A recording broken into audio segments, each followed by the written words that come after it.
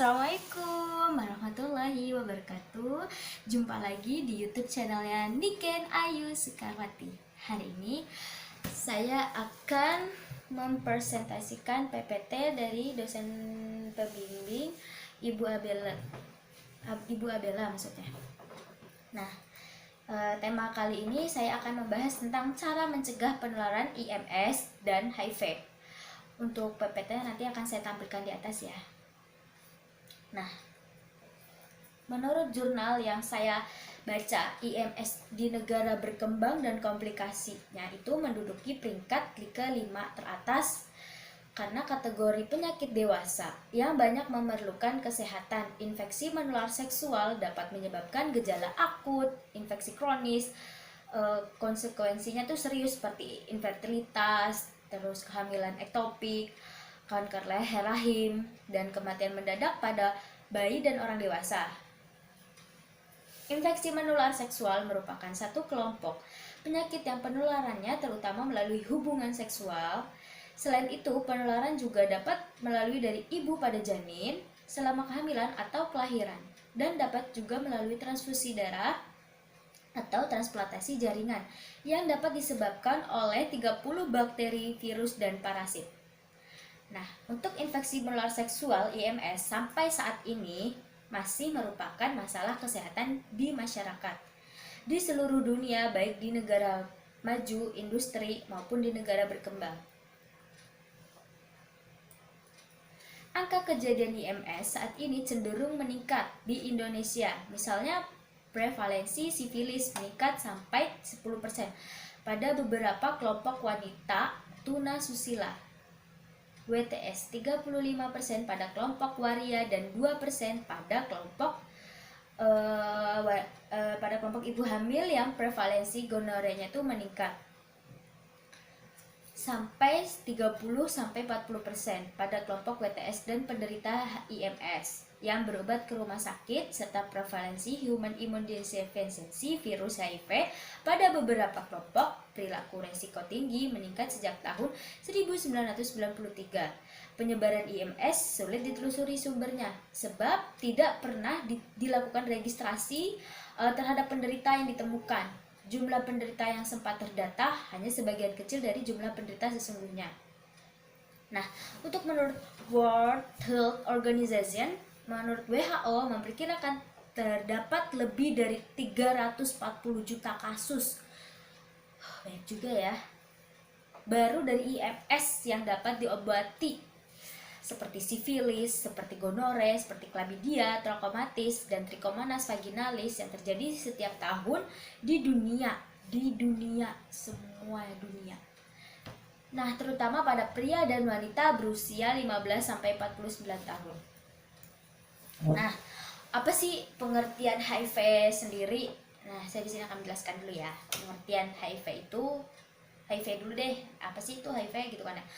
Nah, menurut dari WHO itu human immunodeficiency virus itu adalah HIV, itu merupakan virus yang dapat melemahkan sistem kekebalan tubuh atau pelindung tubuh. Sedangkan acquired immune deficiency syndrome AIDS itu disitu merupakan sekumpulan gejala yang disebabkan akibat menurutnya sistem kekebalan tubuh disebabkan oleh HIV. Seseorang yang menderita AIDS bukan diperoleh dari keturunan, tapi terjangkit atau terinfeksi virus penyebab AIDS. Nah, sini siapa aja sih yang bisa terjangkit virus HIV? Masyarakat awam yang pada umumnya jika ditanya siapa aja yang berisiko tertular HIV/AIDS, biasanya mereka akan menjawab pekerja seks komersial (PSK). Mereka yang sering melakukan hubungan seksual atau sering berganti-ganti pasangan. Nah, atau membuat tato atau tindik di tempat yang tidak steril. Bahwa ada golongan lain yang memiliki resiko tertular HIV sama seperti kelompok yang rentan terhadap HIV. Nah, di sini ada 4 yang bisa terjangkit dari virus HIV. Pertama, ibu rumah tangga. Saya akan bahas satu-satu dulu ya. Untuk ibu rumah tangga di sini, secara mengejutkan, saat ini tidak sedikit jumlah ibu rumah tangga itu mengidap HIV. Pertanyaannya mungkin gini, kenapa mesti ibu rumah tangga? Padahal ibu rumah tangga ya dia kerjaannya ya mengurus anak, dia mengurus suami, mengurus dirinya. Kenapa dia bisa sampai kena tertular gitu kan ya? Nah, seperti dikutip dari Jakarta, dari Globe itu menurut Emi Yuliana dari Komisi Pencegahan AIDS itu di Surabaya menyatakan bahwa terjadi peningkatan kasus atau tren ibu rumah tangga yang bisa terkena HIV AIDS itu dibandingkan dengan kelompok PSK. Jumlah ibu rumah tangga yang mengidap HIV AIDS itu lebih meningkat drastis dibandingkan dengan PSK. Nah, kalau PSK kan lebih digalakan lagi kan. Nah, menurut Kepala Badan Penanggulangan AIDS di daerah Bogor, itu tahun 2016 sekitar 60% penderita HIV AIDS adalah ibu rumah tangga. Coba bayangin, banyak banget kan kalau dipikir. Lalu lagi ya, next. Pencegahan penyebaran HIV pada ibu rumah tangga itu menemui kendala karena kebanyakan ibu hamil ataupun yang hendak menjalankan program hamil menolak untuk menjalani tes HIV/AIDS. Kenapa kok ditolak sih? Ya mungkin ibu itu mikir gini, saya sama suami saya udah sah, kalau kita berhubungan seksual ya paling sama saya, dia setia, dia kerja ya saya setia, saya percaya, ibarat kata gitu kan ya. Tapi namanya manusia, namanya laki-laki dan perempuan punya hawa nafsu yang berbeda-beda. Mungkin perempuan bisa menahan hawa nafsunya di lawan jenis, tapi beda sama suami.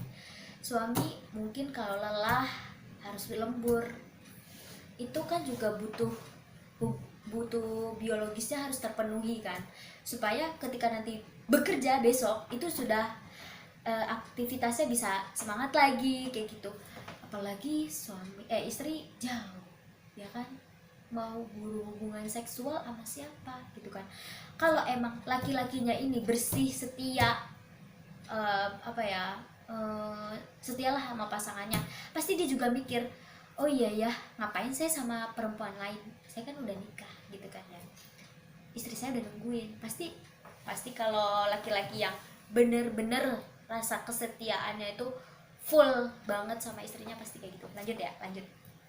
Nah, pasti penyebaran HIV pada ibu rumah tangga itu menemui kendala yang tadi itu kan ya. Penolakan ini terjadi karena ibu itu merasa malu. Pertama malu, malu banget HIV gitu kan ya. Aduh, pasti ibu tuh mikir kayak gitu. Yang kedua, tabu. Saya kayaknya nggak tahu HIV itu bidan. Nah, atau merasa dirinya atau pasangannya itu tidak pernah melakukan hubungan seksual sama orang lain.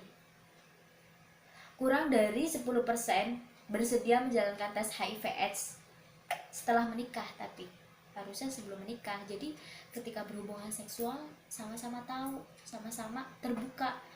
Oh, kamu ada komunikasi, dulu saya pernah main sama si ini gitu, atau mohon maaf saya nggak pernah sama sekali. Mungkin ada yang polos sampai seperti saya juga nggak pernah sama sekali, demi Allah. Astagfirullahaladzim. Nah, untuk melakukan tes itu dianggap tabu, maka ibu rumah tangga dapat mencoba menggunakan kartu skor. Nah, itu di situ berisi pernyataan terkait pekerjaan dan aktivitas seksualnya, baik seksual individu maupun pekerjaan dan aktivitas seksual pasangannya. Jadi kayak misalnya nih, pasangannya bekerja sebagai supir lintas provinsi dan jarang pulang ke rumah, maka ibu berada pada kelompok yang beresiko dan dibutuhkan pemeriksaan lebih lanjut gitu. Jadi bisa aja si suaminya sopir bus, kan jarang pulang gitu kan ya. Itu kan mungkin aja nggak sengaja ada PSK lewat, cantik gitu kan, wih cantik banget gitu, bodinya uhui dibandingkan istri saya di rumah jelek gitu kan ya, nggak pernah dandan gitu, nggak modis gitu kan. Padahal istri itu kan kalau udah jadi ibu ya udah wayahnya gitu kan, semua ada wayahnya, ada saatnya gitu, dia mau jadi gadis, dia jadi istri, dia jadi ibu, itu semua udah wayahnya, udah jadi nenek atau kakek gitu kan. Nggak bisa istri itu harus pure cantik banget itu kayak mustahil kalau nggak ada duitnya gitu, balik lagi lah ya. Nah yang kedua di situ ada petugas kesehatan. Nah ini petugas kesehatan juga beresikonya kayak misalnya dokter, perawat, petugas laboratorium, terus petugas pembersih limbah, fasilitas kesehatan yang juga berpotensi tertular yang berasal dari pasien yang positif HIV. Terus bidan juga bisa tertular melalui kontak langsung cairan, kayak misalnya kecipratan darahnya ketika ibunya lagi lahiran normal seperti itu. Atau lukanya terbuka, ada pasien dengan lukanya terbuka kemudian terkena pada petugas kesehatannya itu. Nah, ada beberapa cara yang dapat ditularkan petugas kesehatan. Pertama, jarum suntik nih. Jarum suntik di sini yang telah dipakai oleh pasien HIV/AIDS itu tidak sengaja tertancap ke petugas kesehatan. Tertancap.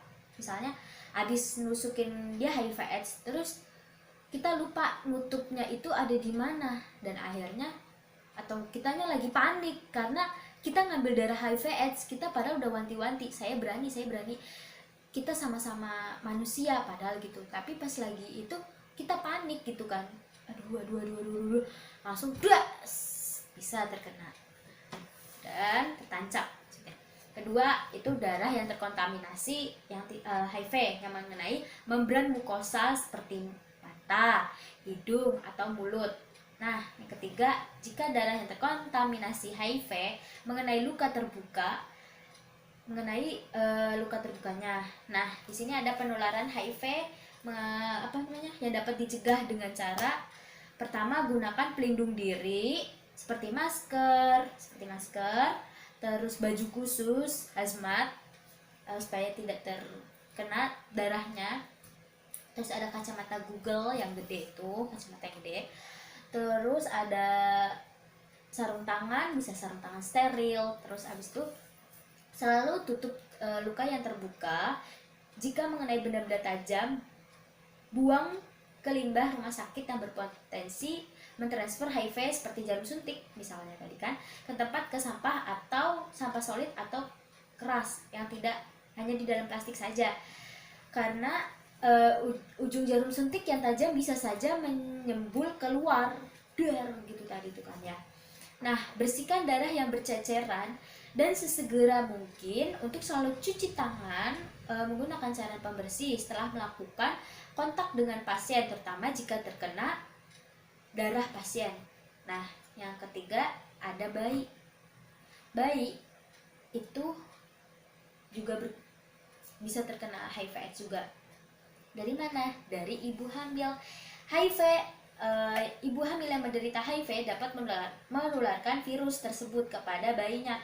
Penularan ini dapat terjadi ketika bayi dalam kandungan, ketika proses kelahiran, ketika menyusui, itu dapat menularkan ke janin karena melalui plasentanya itu.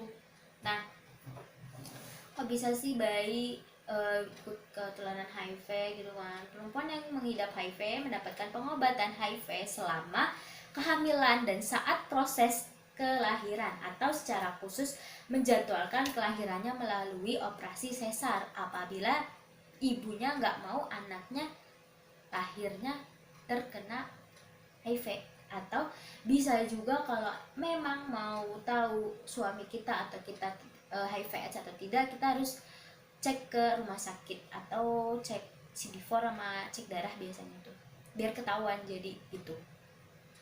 Nah, cairan-cairan tubuh ini bisa menginfeksi bayi saat proses kelahiran berlangsung. Nah, ini juga tidak boleh.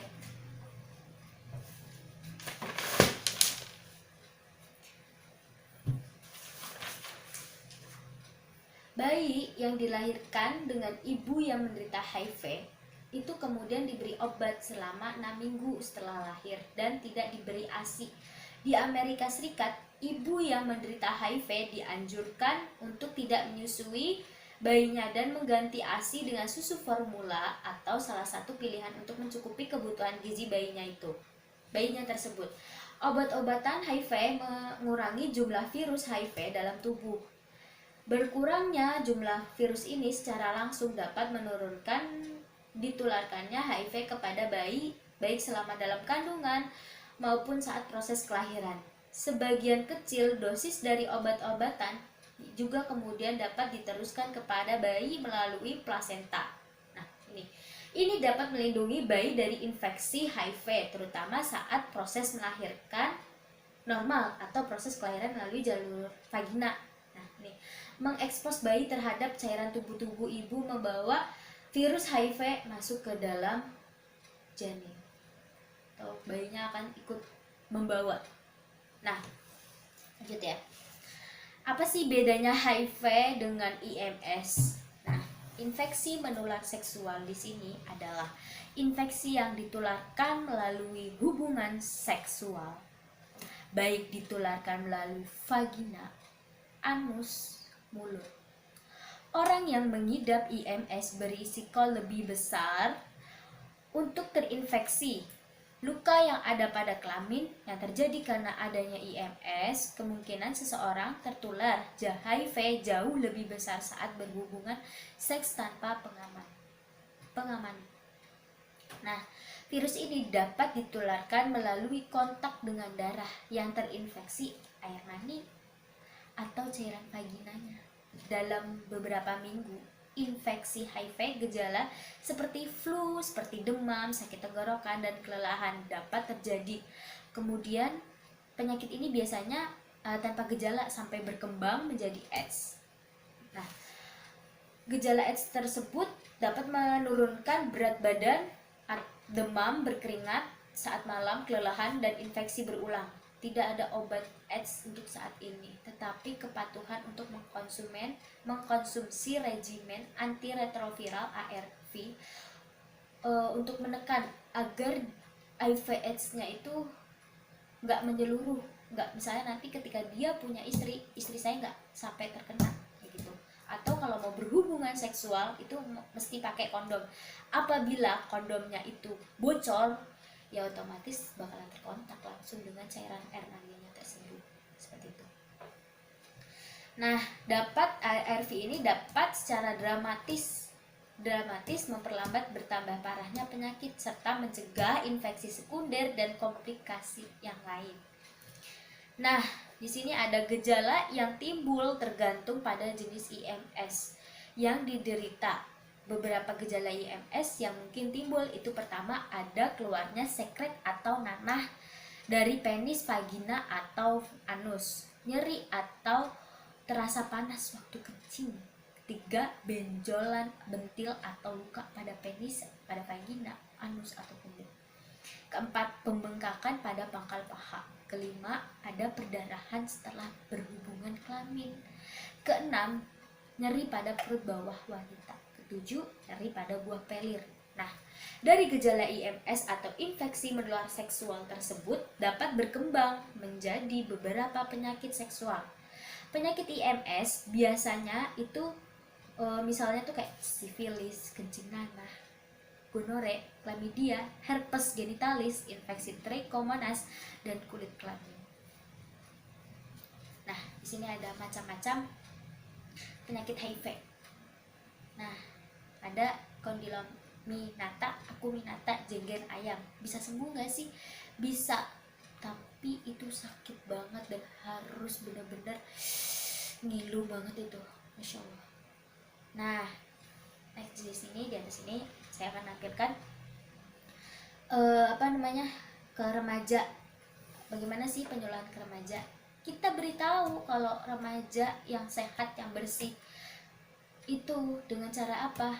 Kita bidan, kita bekerja sama dengan para kader. Kita kasih tahu penyuluhan ke remaja, karena remaja juga bisa tertular melalui HIV/AIDS. Karena apa? Remaja itu kan secara organ reproduksinya matang. Nah, lagi puber-pubernya, dia lagi suka sama lawan jenis. Nah, ditambah pergaulannya dia yang nggak mendukung, serta pola asuh orang tua di sini tidak mendukung juga. Bisalah anak tertular HIV/AIDS. Nah, di sini kita sebagai tenaga kesehatan, kita berikan penyuluhan mana yang baik untuk remaja, bahwa hubungan seksual tanpa pengaman atau hubungan seksual melalui PSK yang benar-benar wanita yang sering bergonta-ganti pasangan itu nggak boleh. Kita harus menghindar gitu. Kita harus beritahu cara kita untuk membatasi anak remaja ini tetap positif. Kayak misalnya dia melakukan kajian agama, dia melakukan olahraga, dia kayak misalnya bebersih rumah atau kerja bakti gitu. Kita beritahu remaja di sini juga lagi masa pencarian diri, jati diri lah. Jadi dia mau hidup dia tuh bebas tanpa dikekang sama orang tua. Apalagi jika pola asuh orang tua di sini itu kayak cuek, acuh. Ya udahlah, apalagi soal ekonomi. Mereka dan pengetahuannya kurang. Itu mereka juga mempengaruhi. Nah, gimana sih caranya biar anak gak bisa membatasi diri dari pergaulannya yang baik dan buruk? Nah, kita ajarkan, kita beritahu, kita petugas kesehatan, kita beritahu bahwa anak-anak, kita didik anak-anak ya Bu, Bapak gitu. Kita konseling ke ibu dan bapaknya. Nanti ketika sudah anak nih, misalnya anak kita kasih tahu kayak misalnya lagi mau mandi. Nah, itu bilang sama anak, ini kelamin atau misalnya penis atau vagina kamu itu boleh dilihat mamahnya aja, bapaknya nggak boleh. Karena apa? Takutnya bapaknya nanti salah menggunakan. Kayak misalnya antar bapaknya pikirannya mohon maaf mesum. Nah, kalau ibu kan, ibu tahu, ibu yang melahirkan, ibunya menjaga anaknya gitu. Kalau bapak mungkin khawatirnya seperti itu, negatifnya. Ya walaupun banyak yang beranggapan, yaelah bapaknya juga kan berhak tahu gitu kan ya. Bapaknya juga nggak mungkin lah semesum itu gitu kan. Mesum cuma sama ibunya aja. Tapi kalau nanti tiba-tiba ada yang gitu kan, nah itu juga nggak boleh gitu. Jadi tetap ibu tahu kamu boleh disentuh alat kelamin kamu sama ibu, kamu mandi sama ibu, tante nggak boleh, om nggak boleh. Jadi gitu, ajarkan anak sejak dini. Jangan saya tahu mungkin banyak Indonesia ini banyak pekerja, ibu-ibu yang bekerja, tapi kita harus balik lagi, kita harus berpikir bahwa ini anak kita loh. Jangan sampai anak kita itu tersentuh dengan orang lain, maksudnya jadi tahu gitu loh organ intim anak kita tuh kayak gini gitu loh. Jadi nanti orang tahu tuh kayaknya aduh gitu kan, kitanya juga gak enak gitu. Gak boleh lah, kita harus sebagai orang tua juga gak boleh mendidik anak otoriter. Kayak misalnya orang tua ini otoriter banget, jadi dia punya peraturan tegas, kamu sekolah pukul segini, kamu udah harus sampai rumah jam segini, nggak boleh telat. Apalagi kamu pulang malam, itu mama dan papa nggak suka. Itu kita boleh marahin anak kita, itu boleh, tapi jangan kelamaan. Apalagi memukul atau membentak anak, itu yang bikin rusak anak itu yang tadinya pinter jadi, ya ampun, jadi kayak bunga yang tadinya bermekaran, dia cerdas, dia pinter bergaul sama teman-temannya yang pinter. Ketika dimarahin orang tuanya karena satu kesalahan, karena dia ngerjain tugas sampai larut malam, Itu yang bikin dia menciut, ya ampun orang tua gue gini banget, nggak dukung banget. Padahal hati orang tua tuh cemas, takut apa anak menjadi pergaulannya bebas, salah gitu. Nah untuk itu gimana sih caranya sebagai orang tua itu ngedidik anak yang benar? Kita sebagai orang tua itu harus mendidik anak harus secara terbuka, kayak misalnya gimana kamu di sekolahan, apa namanya, ada masalah enggak gitu kan, gimana teman-teman kamu, kalau ada apa tuh namanya masukan atau cerita atau unek-unek, baik itu kamu kesel sama siapapun kamu cerita sama mama gitu. Harusnya orang tua tuh seperti itu, jadi anak bisa terbuka bersosialisasi sama orang tua, jadi orang tua pun tahu oh ini anak saya begini di luar. Jangan sampai orang tua itu nggak tahu kelakuan anaknya di luaran itu kayak gimana. Dan orang tua juga harus tahu pergaulan anak itu bergaul dengan siapa, bener atau enggak. Kadang tuh anak tuh saking orang tua gue udah percaya gue temenan sama dia, nah kita nggak tahu kan temennya kita itu baik atau enggak. Nah siapa tahu temennya kita baik tapi diracuni sama temennya lagi, kan kita nggak tahu. Nah untuk itu kita harus memberikan yang terbaik untuk anak. Kita harus terbuka bersosialisasi dengan anak gitu kan. Kita mungkin juga sebagai orang tua kita harus tahu kenal juga sama orang tuanya si temennya kita, jadi kalau ada apa-apa kita masih bisa miskomunikasi dengan baik kayak gitu.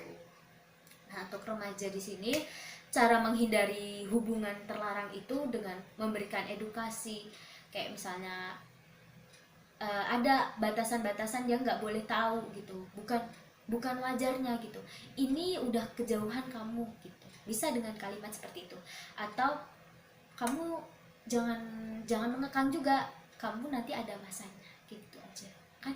Jadi oh dia berpikiran gini, masanya itu kapan mah, ketika nanti kamu dewasa dan ketika nanti kamu akan menikah, kamu akan tahu kehidupan yang lebih baik, hubungan seksual itu seperti apa, itu nanti ada masanya. Walaupun hubungan seksual itu tidak pernah diajarkan atau belajar, tapi mereka melihat dari mana, dari video porno biasanya seperti itu.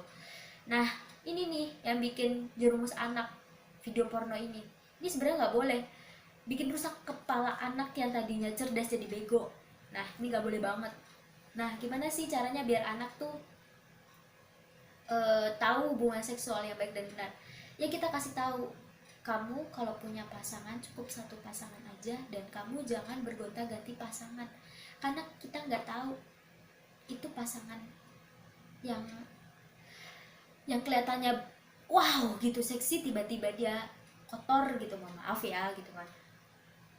Kita ajarkan seperti itu. Kita harus bisa membatasi anak yang baik dan buruk, kita harus punya batasan. Nah seperti itu. Nah di sini balik lagi ya ke pola asuh dan pembentukan perilaku seksual beresiko terhadap HIV/AIDS pada waria. Nah waria, kenapa sih waria tuh mau jadi waria? Ini karena apa? Ketidakharmonisan hubungan antara anak dan orang tua yang tidak harmonis, bertentangan dengan kejam, penuh dengan tekanan, serta mengakibatkan kondisi patologis dari keluarganya. Hal ini menjadi faktor pendorong dalam pembentukan perilaku seksual yang menyimpang, mengarah pada resiko penularan HIV/AIDS.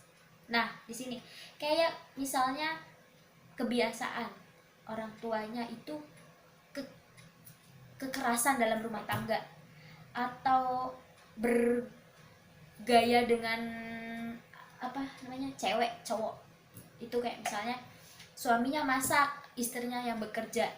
Nah di situ kan pasti anak mikir, nah anak itu kan butuh apa tuh namanya, pembentukan karakter dari kedua orang tuanya. Nah orang tuanya itu kayak gimana, kayak misal orang tua gue kayak gimana nih gitu kan. Jadi orang tua itu jadi cerminan gitu, kayak ibarat kata cermin, terus kita lihat oh orang tua gue kayak gini, mau gak mau pasti anak juga akan berperilaku seperti itu. Kayak misalnya orang tuanya laki-laki masak, perempuannya kerja nyawah, itu sangat bagus banget gitu. Karena apa? Karena anak dididik seperti itu. Harusnya kita sebagai orang tua nyontoh anak itu dengan baik.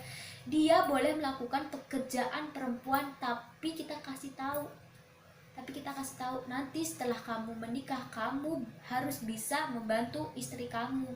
Jangan sampai kamu nyuruh istri sebagai pembantu, jangan. Kamu juga harus punya rasa kasih sayang sama istri gitu. Kita sebagai orang tua kita harus kasih tahu gitu, supaya anak itu hidup mandiri gitu. Jangan sampai anak jadi anak mami gitu, apa-apa diladenin, jangan sampai kayak gitu. Nah, kayak gitu. Atau mungkin saya pernah nemuin anak kecil itu biasanya dipakaikan baju warna pink kalau laki-laki, kalau perempuan biasanya biru. Nah, mungkin kalau orang yang senang anak laki-laki dan perempuan yang lucu gitu ya, lucu banget gitu kan ya, bajunya lucu banget, kita pakein gitu, gak masalah. Tapi ketika dewasa keterusan itu pakai baju warna pink, jadi suka ngaca, dari kata lekong lah ya, lekong. Suka dandan, suka pakai minyak wangi, lama-lama jadi apa? Jadi waria. Itu juga nggak bagus. Pokoknya orang tua itu jadi cerminan anak. Kalau orang tuanya baik, ya nggak neko-neko lah ya, pasti anaknya juga bakalan baik gitu. Tapi kalau orang tuanya juga banyak berantem, terus ada kebiasaan-kebiasaan yang bikin anak jadi mengikuti jejak orang tuanya, oh orang tua gue kayak gini nih gitu kan. Atau enggak bisa juga dari faktor ekonomi, misalnya ayahnya juga sama ibunya kebanyakan berantem, jadi akhirnya pisah. Nah, istri sebagai apa? Tulang punggung buat anak-anaknya, mau tidak mau, suka tidak suka. Pastikan istri juga mikir, aduh anak gue mau dikasih makan apa gitu kan ya. Nah, biasanya istri itu udah pasrah karena bekerja sana sini nggak ada yang diterima. Mau usaha juga nggak pinter masak, pinternya apa? Dandan. Ya udah deh tuh, dia jual apa? Jual badan. Dia jual badan, dia dapat duit, dapat komisi. Dari siapa? Dari hidup belang. Dia udah dapat duit banyak dah tuh, dia pulang, dia bisa hidupin anak-anaknya. Anak-anaknya tumbuh besar, anak-anaknya tahu kerjaannya dia, yang kalau pagi dia bebersih rumah, dia segala macam ngurusin anak, terus habis itu kalau malam dia baru beraktivitas. Pasti anak itu berpikiran, ya Allah mama gue kayak gini. Biasanya ada yang anak tipikal yang dia sedih, ada juga dia yang apa gue harus ngikutin orang tua gue kali ya sebagai waria. Ada yang seperti itu. Atau orang tuanya malah ikut nyuruh, kamu jadi waria, jadi kayak mama aja, duitnya banyak kok gitu. Kamu mau beli apa juga bisa, kamu mau beli handphone mahal bagus bisa. Tapi malah ngedidik anak kayak gitu, sungguh kasihan banget. Nauzubillah ya teman-teman, jangan kayak gitu. Kita harus menjaga anak-anak kita dengan bersih dan sehat, harus dengan iman dan tawakal yang kuat. Kalau enggak, ya seperti itu jadinya. Lanjut ya ke PPT-nya. Gaya hidup seksual waria itu tercermin dalam melakukan aktivitas seksualnya, seperti bergonta-ganti pasangan, tidak menggunakan kondom, serta melakukan seks anal dan oral. Hal ini menyebabkan kehidupan warianya sangat rentan dan beresiko terjadinya kekerasan psikologis dan seksualnya, berdampak terhadap kemungkinan penularan penyebaran IMS dan HIV/AIDS. Nah, terbentuknya seseorang menjadi waria tidak lepas dari proses belajar ketika masih dalam perawatan pola asuh orang tua. Nah, orang tua lagi. Kenapa sih orang tua itu selalu disalahkan? Ya itu dia tadi, orang tua itu cerminan. Kalau orang tuanya baik, anaknya juga pasti akan mengikuti orang tuanya baik gitu. Kalau orang tuanya juga kacau balau, anaknya juga pasti kan pusing. Mau gak mau dia ikut-ikut temannya juga nggak bener jadinya narkoba, udah narkoba penjara. Ya Allah, alhamdulillah. Peran keluarga dalam bidang kesehatan dan dukungan sosial berkontribusi bagi balita dalam menjalani proses tumbuh kembang secara normal dan wajar sehingga tidak ada penyimpangan. Nah, ini yang tadi saya jelaskan bahwa kita didik anak-anak kita sejak dini supaya apa? Tidak ada penyimpangan, tidak ada salah wewenang gitu, salah ngejerus gitu maksudnya. Lanjut ya. Nah, beberapa teori diungkapkan tentang etiologi atau penyebab dari munculnya seorang waria. Beberapa ahli mengungkapkan pada penyebab biologis dan penyebab secara genetik. Sedangkan ahli yang lain mengungkapkan disebabkan oleh proses belajar sosial dan disfungsi dari peran keluarga. Nah, ini peran keluarga itu sangat penting karena anak itu sedang proses belajar kehidupan dari bayi baru lahir, terus balita, anak, remaja, anak kan ya, remaja, dewasa, tua, meninggal. Semua itu proses belajar. Nah, terbentuknya seseorang menjadi waria tidak lepas dari proses belajar ketika masih dalam perawatan pola asuh orang tua. Kalau orang tuanya bertengkar sana sini, ribut sana sini, anak apa? Jadi korban kayak gitu. Jadi kalau misalkan mau berantem boleh, saya nggak nganjurin semua pasangan berantem, nggak, semua ada masanya, semua ada masalahnya gitu, masalahnya emang beda-beda, tapi kalau memang ada masalah itu kita bisa omongkan baik-baik, bisa dengan kepala dingin, ada salah satu yang bisa nengahin, mau itu suami atau istri, itu harus bisa nengahin, nggak bisa udahlah kita cerai, itu jangan, itu malah bikin anak yang jadi korbannya, dia mau jadi cerminan orang tuanya pisah, ya kan? Nah, itu dia. Lanjut ya. Bentuk pola asuh orang tua yang otoriter dapat menyebabkan kesulitan bagi anak untuk bersosialisasi. Itu dia. Kalau orang tuanya otoriter, kamu pulang jam segini, jam 12 kamu udah pulang. Kalau lewat dari jam segitu, mamah marah. Ingat kamu ya. Atau papa marah, atau mama papa marah. Itu juga bikin kesulitan anak untuk bersosialisasi pada dirinya juga butuh bersosialisasi karena manusia itu hidupnya ya bersosialisasi dengan orang lain, nggak mungkin dia hidup mandiri, gue mandi sendiri, gue masak, gue nyuci, kalau nggak ada orang tua kita nggak akan bisa gitu. Kita mungkin memang butuh bersosialisasi sama orang lain, tapi kita harus pinter memilih pergaulan, mana yang baik, mana yang buruk. Kalau memang buruk kita tinggalin, tapi kalau yang baik kita temenin. Kayak parfum sama bangke, kalau bangke kita tinggalin, kalau parfum kita pakai, kita buat mandi apa sekalian, bisa wangi jadinya. Nah, sama kayak pola asuh, kalau orang tuanya juga nggak bener, anaknya juga nggak bener gitu. Nah, karena dalam mengasuh anak-anak, orang tua banyak yang memberikan larangan dan berbagai aturan yang harus dipatuhi oleh anak, sehingga anak itu menciptakan perasaan cemas, was-was, minder, dan rasa kurang percaya dirinya tuh, sehingga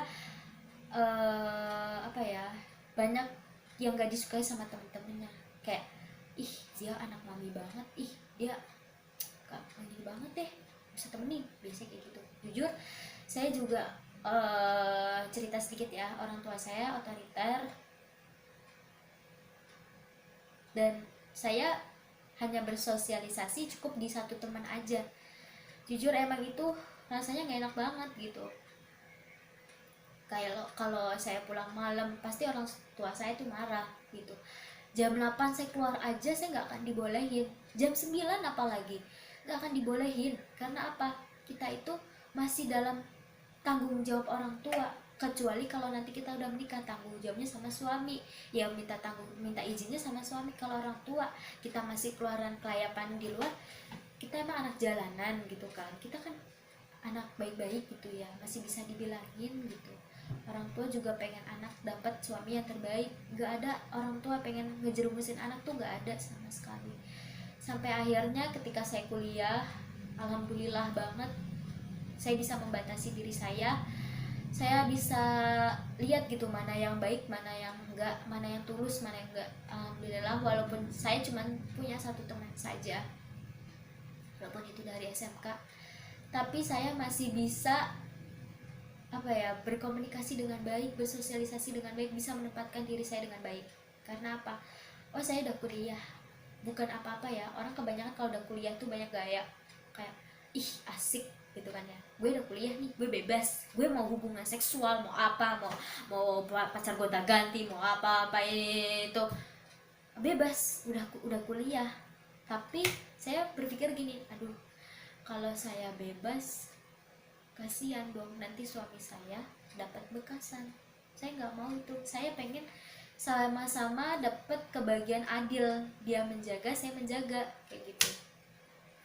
Alhamdulillah setelah kuliah walaupun banyak berbagai daerah teman-teman saya, tapi saya bisa menempatkan diri, saya bisa tahu oh dia baik, oh dia buruk kayak gitu. Tapi kita bisa menghindar dari teman yang buruk bukan karena kamu itu buruk aku nggak mau temenan, jangan.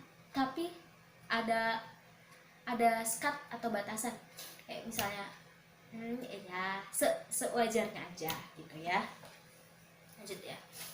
Pola asuh adalah cara perlakuan orang tua yang diterapkan pada anak. Menurut Wahyuning 2003, pola asuh adalah cara yang digunakan dalam mencoba berbagai strategi untuk mendorong anak untuk mencapai tujuan yang digunakan.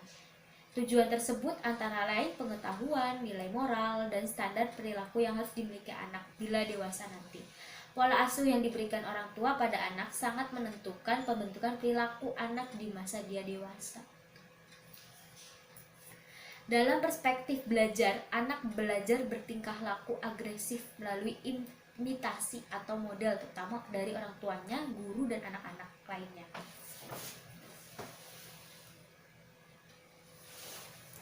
Nah, kekerasan tuh biasanya turun-temurun ya. Kalau kekerasan, mungkin ayahnya keras, suka mukul, pada papa pasti pakai pukul, jadi anak mengikuti orang tua gue kayak gini nih, kayak gitu kan. Nah, sebab anak akan belajar tentang bagaimana berhadapan dengan lingkungan dari orang tuanya. Orang tuanya keras ya anaknya juga keras, orang tuanya baik anaknya juga akan baik. Menurut Margaretra 2013, pada fase identifikasi saat anak berusia 6-8 tahun, inilah peran pola asuh orang tua sangat menentukan. Keadaan di mana seseorang mengalami stres bahkan depresi karena kehilangan figur ayah, maka menyebabkan mental anak akan mengalami gangguan. Beberapa teori diungkapkan tentang etiologi atau penyebab dari munculnya seorang waria itu mengungkapkan pada penyebab biologis dan penyebab secara gen. Sedangkan ahli yang lain mengungkapkan disebabkan oleh proses belajar, sosial, dan disfungsi dari peran keluarga. Menurut Ellis 2002. Terkait dengan pola asuh anak, sebagian kecil responden mengatakan bahwa alasan yang menyebabkan dia memilih hidup sebagai waria adalah pola asuh ibu yang dominan. Dengan kata lain, pola asuh ibu yang dominan merupakan penyebab dari homoseksual dan transvestisme, yang antara lain adalah disebabkan identifikasi yang dekat dengan orang tua jenis kelamin yang berbeda anak laki-laki terhadap ibunya. Sadajian 2005.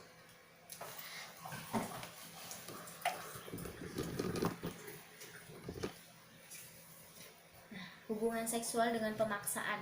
Menurut jurnal yang saya dapatkan di sini ada seksualitas melibatkan banyak elemen biologis, sosial, kultural, dan psikososial. Hubungan seksual yang sehat harus dapat dinikmati oleh kedua belah pihak tanpa ada rasanya keterpaksaan yang dapat menimbulkan akibat buruk seperti tertular IMS dan HIV.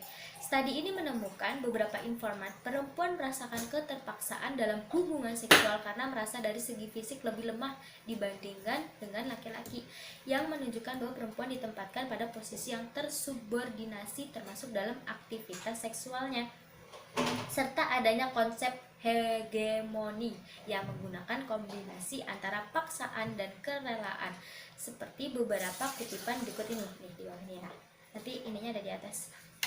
Dengan pacar yang dulu dia mengajak hubungan seksual, dia ngajak katanya janji mau ngajak nikah, jadinya saya kepaksa deh nggak ada perasaan apa-apa sebenarnya waktu itu diajak hubungan gitu. Nah, lanjut ya.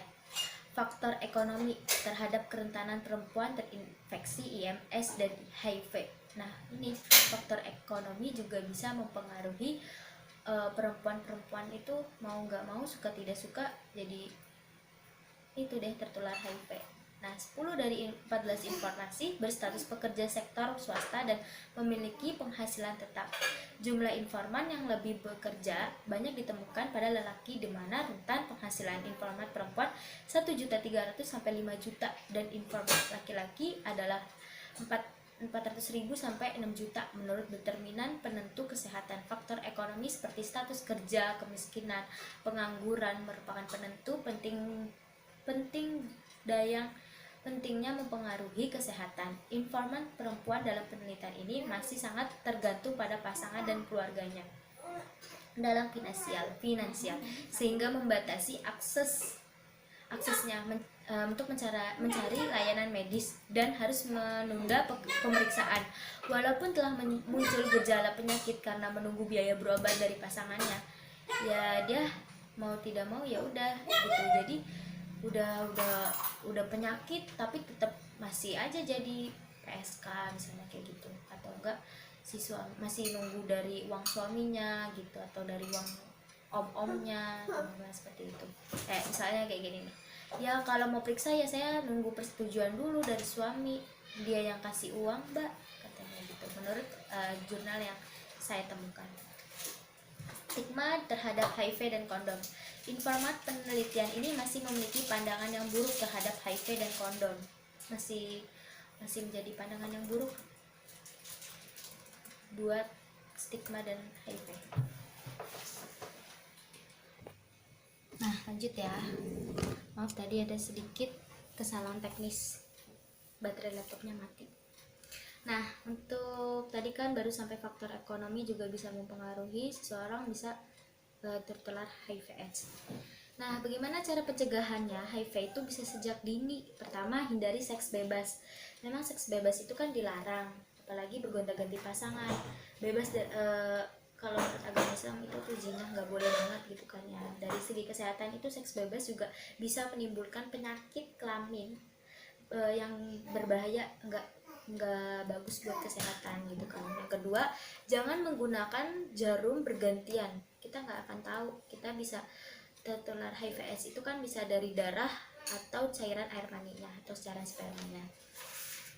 Yang ketiga, itu menggunakan kondom. Walaupun seseorang sudah menggunakan kondom, biasanya kita nggak tahu apakah kondom itu bocor atau tidak, yang nantinya pasti bakalan bocor, robek, terus pastikan air maninya ke vagina, mau tidak mau ikut tertular kalau memang laki-lakinya itu HIV/AIDS atau perempuannya yang HIV/AIDS tertular dari laki-laki yang lain misalnya kayak gitu. Lalu yang keempat ada perhatikan luka yang terbuka. Nah, ini juga harus sangat hati-hati nih. Nah, untuk yang kelima yaitu lakukan vaksin. Nah, lakukan vaksin di sini untuk pencegahan HIV yang kelima adalah melakukan vaksin hepatitis A dan hepatitis B, serta mendukung tes secara teratur, sangat baik untuk melindungi diri dari HIV/AIDS. Nah, yang keenam di sini adalah pre-exposure prophylaxis (PrEP).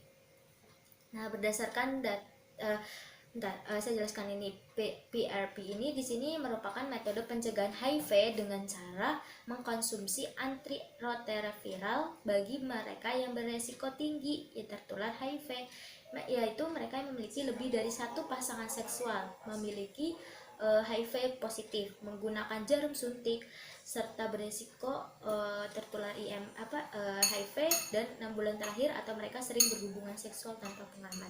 Nah, berdasarkan data Kementerian Kesehatan RI, selama tahun 2016 ada lebih dari 40.000 kasus infeksi HIV di Indonesia. Wow. Umumnya HIV di Indonesia paling sering terjadi pada wanita dan pria, seks lelaki LSL dan pengguna nafza suntik. Tahun 2016 HIV/AIDS ini ada sekitar 7.000 penderita dan jumlah kematiannya lebih dari 800.000 orang, dan tahun 2017 tercatat lebih dari 10.000 dan laporan infeksi HIV tidak kurang dari 650 kasus AIDS di Indonesia.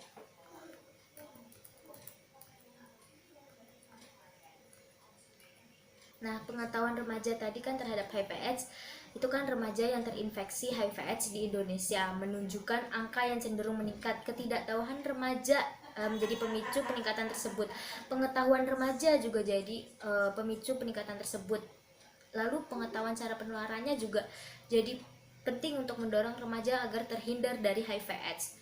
Remaja yang berisiko sangat tinggi karena remaja itu kan lagi masa-masanya puber, suka sama lawan jenis. Ya apalagi kalau pola asuh orang tuanya juga nggak ada, jadi anak juga bebas mau pacaran sama si ini, si itu, si ono gitu kan.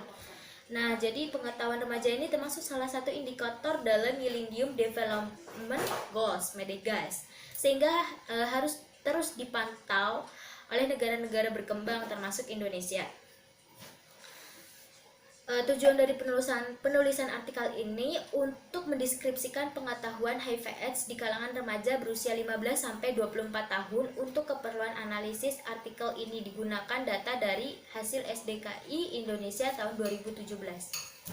Berdasarkan data tersebut diketahui mayoritas remaja pernah mendengar tentang HIV/AIDS. Namun bila dikaji berdasarkan jenis kelamin, ternyata remaja wanita lebih banyak mendengar tentang HIV/AIDS dibandingkan remaja pria. Sumber informasi itu masih banyak diketahui, yakni dari guru, sekolah, teman, dan internet. Cara pencegahannya, sebagian besar remaja menyatakan dengan cara membatasi hubungan seksual hanya dengan satu pasangan saja. Ini biasanya orang tuanya yang memberitahukan bahwa ada masanya kamu bisa melakukan seperti itu ketika nanti kamu sudah menikah, seperti itu. Secara umum, tingkatan pengetahuan tentang cara pencegahan HIV/AIDS meningkat seiring tingkat pendidikan remaja. Masih ada remaja yang belum mendengar HIV/AIDS dan tidak mengetahui cara mencegah penularannya. Walaupun kelompok ini jumlahnya kecil, namun perlu mendapatkan perhatian lebih dari semua pihak agar kelompok ini terhindar dari virus HIV/AIDS, baik yang berada di perkotaan maupun di perdesaan. Nah, pengetahuan orang terhadap HIV/AIDS akan mempengaruhi sikap, perilaku orang dengan pengetahuan tentang HIV/AIDS kurang, maka akan bersikap dan berperilaku menjauh orang yang terinfeksi penyakit tersebut. Bahkan ada yang beranggapan penyakit tersebut itu tidak berbahaya dan tidak mematikan. Ini kalau emang orangnya itu udah bener-bener masa bodoh, nggak mikirin lah itu apa, yang penting nikmat, yang penting puas, yang penting dia dapat uang. Lalu sebaliknya, pengetahuan yang cukup, maka sikap yang diberikan kepada orang tersebut nggak akan terjerumus gitu. Beda pemahaman lah gitu ya. Mereka dalam hal ini masyarakat akan lebih menerima kehadirannya dan penderitanya. Padahal bila pengetahuan dan pemahaman tentang HIV/AIDS benar-benar, maka penularannya dapat dicegah. Nah, lanjut ya, data yang ditunjukkan UNICEF, United National International Children's Emergency Fund, itu tahun 2005 sebanyak 71.000 remaja usia 10-19 tahun meninggal akibat HIV/AIDS. Jumlah ini meningkat menjadi 110.000 remaja pada tahun 2012. Selama periode 2005 sampai 2012 telah mengalami kenaikan sebesar 50% menurut UNICEF 2017. Berdasarkan data dari Kementerian Kesehatan RI, hingga 2015 remaja yang terinfeksi HIV itu berjumlah 28.000 orang, 15,2% lah. Sebanyak 20.089 orang, 3% diantaranya sudah dengan AIDS. Remaja selalu berisiko tinggi karena mereka memiliki hubungan yang singkat dengan pasangannya. Nah, ini kalau tidak dikasih dengan pengetahuan yang lebih, pasti anak bakalan terjerumus, apalagi dengan pergaulannya ya gak bener lah ya, yang mungkin teman-temannya nakal, jadi mau tidak mau dia juga mempengaruhi, karena bukan hanya dari keluarganya saja, tapi dari lingkungannya juga bisa gitu kan. Nah, atau mereka punya pacar atau tunangan dengan berperilaku beresiko, kayak misalnya nih udah mau tunangan tapi ada penugasan di misalnya di luar Jawa yang memungkinkan kedua belah pasangan ini jauh, dan suka tidak suka pasti laki-laki dan perempuan mungkin hilaf ya namanya, walaupun udah tobat pasti ada lagi godaannya gitu kan, ikut lagi kayak gitu lagi, ngulang lagi sampai nikah baru ketahuan deh tuh ya kan. Nah atau misalnya bergonta-ganti pasangan, kayak misalnya udah tunangan ujung-ujung gak jadi karena apa, jauh, nggak bisa jauh-jauh, maunya deket, namanya nempel terus kayak perangko kan. Nah lanjut ya. Nah HIV terjadi di sini dinilai salah satu karena kurangnya pengetahuan tentang HIV/AIDS. Nah, indikator Millennium Development Goals Medigest dan harus dipantau secara berkala. Tuh, dipantau terus secara berkala oleh semua negara berkembang termasuk Indonesia. Nah, berdasarkan tersebut, tulisan ini menyajikan pengetahuan dan sikap remaja terhadap HIV/AIDS di Indonesia. Next. Provinsi Jawa Tengah nih merupakan provinsi di Indonesia dengan data kasus HIV/AIDS cukup banyak secara kumulatif HIV/AIDS sampai tahun 2015. Provinsi Jawa Tengah menempati urutan teratas dalam penyebaran HIV, yaitu di urutan ke-6 dari 33 provinsi di Indonesia. Penyebaran HIV itu sebesar 6.945 kasus HIV dan 5.869 kasus AIDS, dan kasus baru pada tahun 2015 terdapat 174 kasus HIV dan 935 kasus AIDS. Kota Semarang merupakan salah satu kota penyumbang kasus HIV/AIDS terbanyak di Provinsi Jawa Tengah.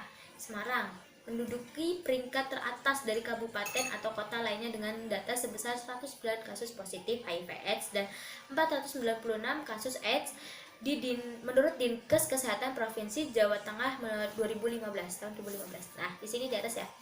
Ada 10 ciri-ciri gejala awal terinfeksi HIV yang harus diwaspadai. Pertama, ruam kulit. Kedua, sakit kepala. Ketiga, sakit tenggorokan. Keempat, diare. Kelima, nyeri otot. Nyeri otot. Yang keenam, kelelahan berlebihan. Ketujuh, demam. Kelapan, pembengkakan kelenjar getah bening. Kesembilan, ada keringat malam hari, berkeringat saat malam hari. Kesepuluh, ulkus kelamin atau penyakit kelamin, udah mulai tuh jamur-jamur, virus-virus sudah semuanya mulai muncul. Nah, hasil penelitian dari Sugiharto 2014, orang yang terkena HIV/AIDS dalam penelitian secara rutin menjalani pengobatan HIV/AIDS akan mendapatkan ARV, antiretroviral. Itu bisa diberikan pada setiap bulan dan bisa diakses di rumah sakit care support treatment di wilayah masing-masing daerah. Manajemen pengobatan sangat berkaitan erat dengan kepatuhan dalam mengkonsumsi obat, jadi harus patuh. Walaupun ibunya HIV/AIDS, bapaknya HIV/AIDS, terus ibunya nggak minum HIV/AIDS, anaknya terkena nggak? Terkena. Kalau ibunya nggak minum, pasti kan nggak ada penekanan dari HIV/AIDS tersebut kan. Nah, biasanya anaknya bakalan membawa HIV/AIDS tersebut sampai anaknya dewasa. Bisa nggak? Bisa, sampai anaknya juga nanti terkena membawa HIV/AIDS juga gitu. Mau nggak mau anaknya juga harus mengkonsumsi obat gitu. Tapi ketika nanti menikah, anak tersebut harus terbuka sama si pasangannya bahwa saya ini HIV/AIDS sejak lahir kayak gitu. Lanjut ya. Terus habis itu ODH diajarkan membuat alarm atau pengingat bagi yang sudah terbuka kepada keluarganya untuk mengingatkan untuk minum obat, jangan sampai lupa gitu kan.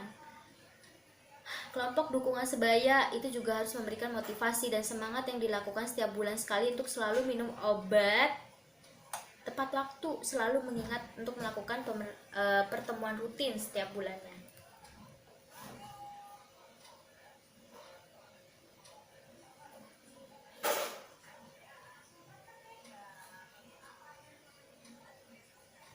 Nah, di sini ada hubungan antara sikap dan perilaku dengan perilaku pencegahan penularan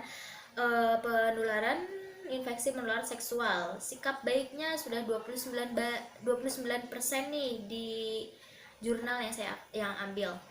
Terus sikap baiknya itu sudah 6%, sikap cukupnya baru 4%. Tapi ada merahnya, dia hampir 11%. Sikap kurangnya udah gak ada sih, udah lumayan lah gitu ya.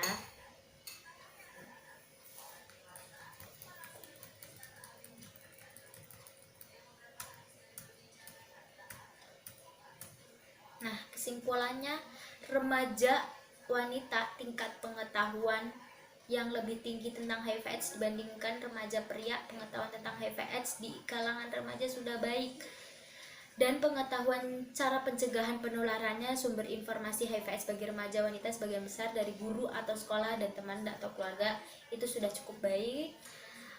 Bisa mendapatkan dari TV atau teman atau keluarga atau penyuluhan dari bidan atau tenaga kesehatan yang lainnya. Mayoritas remaja baik wanita maupun pria mengatakan bahwa penularan HIV/AIDS dapat dicegah dengan menggunakan kondom setiap kali melakukan hubungan seksual atau dengan membatasi hubungan seksual dengan satu pasangan saja. Dengan demikian, ada hubungan antara pengetahuan dengan sikap remaja dengan pengetahuan HIV/AIDS cukup bagus, cenderung akan bersikap lebih berhati-hati dan lebih paham terhadap pencegahan dan penularan virus HIV tersebut.